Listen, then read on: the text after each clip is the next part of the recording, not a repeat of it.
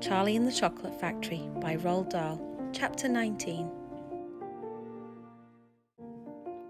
Hello, how are we doing? Ada's come to join us for this one.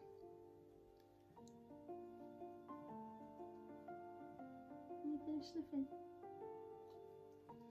Chapter 19, The Inventing Room, Everlasting Gobstoppers and Hair Toffee. When Mr. Wonka shouted, "Stop the boat!" the Oompa Loompas jammed their oars into the river and backed water furiously. The boat stopped. The Oompa Loompas guided the boat alongside the red door. On the door it said, "Inventing Room, private, keep out." Mr. Wonka took a key from his pocket, leaned over the side of the boat and put the key in the keyhole. "This is the most important room in the entire factory," he said. "All my most secret new inventions are cooking and simmering in here. Old Fickelgruber would give his front teeth to be allowed inside for just 3 minutes. So would Prodnose and Slugworth and all the other rotten chocolate makers. But now, listen to me. I want no messing about when you go in. No touching, no meddling, no tasting." Is that agreed? "Yes, yes," the children cried. "We won't touch a thing." "Up to now," Mr. Wonka said, "nobody else, not even an Oompa Loompa, has ever been allowed in here." He opened the door and stepped out of the boat into the room.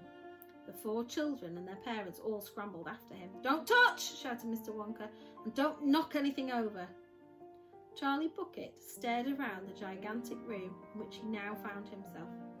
The place was like a witch's kitchen.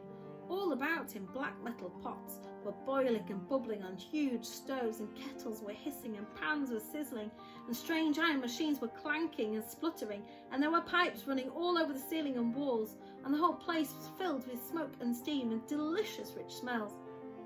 Mr. Wonka himself had suddenly become even more excited than usual, and anyone could see this was the room he loved best of all. He was hopping about among the saucepans and the machines like a child among his Christmas presents, not knowing which thing to look at first. He lifted the lid from a huge pot and took a sniff. Then he rushed over and dipped a finger into a barrel of sticky yellow stuff and had a taste. Then he skipped across to one of the machines and turned 6 knobs this way and that way. Then he peered anxiously through the glass door of a gigantic oven, rubbing his hands and cackling with delight at what he saw inside. Then he ran over to another machine, a small shiny affair that kept going foot, foot, foot, foot, and then it went foot, and a large green marble dropped out of it into a basket on the floor. At least it looked like a marble. "Everlasting Gobstoppers!" cried Mr. Wonka proudly. "They're completely new. I'm inventing them for children who are given very little pocket money. You can put an everlasting gobstopper in your mouth, and you can suck it and suck it and suck it and suck it, and it will never get any smaller." "It's like gum!" cried Violet Beauregarde. "It is not like gum," Mr. Wonka said. "Gum is for chewing, and if you tried chewing one of these gobstoppers here, you'd break your teeth off, and they never get any smaller. They never disappear, never. At least, I don't think they do. There's one of them being tested this very moment in the testing room next door. An Oompa Loompa is sucking it. He's been sucking it for nearly a year now without stopping, and it's still just as good as ever.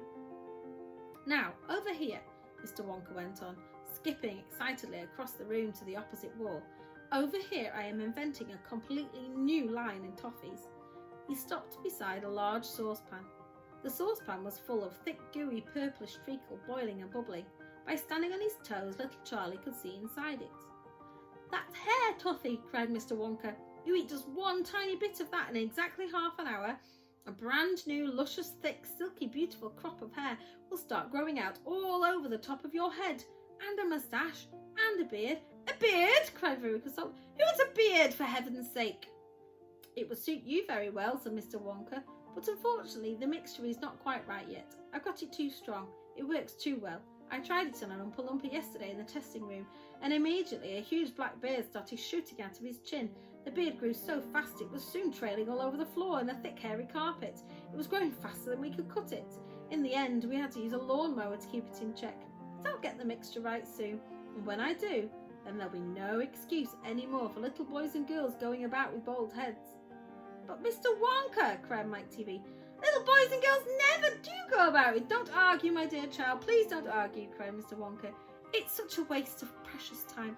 Now over here, if you will all step this way, I will show you something I'm terrifically proud of. Oh, do be careful, don't knock anything over, stand back. It's quite a short chapter. I think we can probably get through chapter 20. Chapter 20, The Great Gum Machine.